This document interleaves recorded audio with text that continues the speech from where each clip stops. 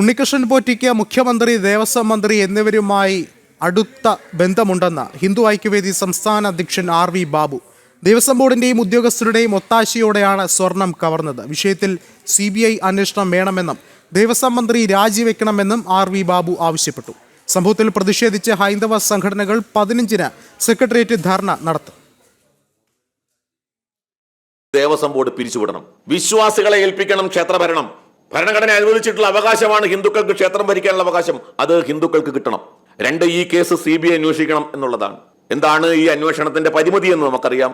ഈ കേസ് സംസ്ഥാനാന്തര തലത്തിൽ പോകേണ്ട ഒരു കേസാണ്. അതുകൊണ്ട് CBI അന്വേഷിക്കണം.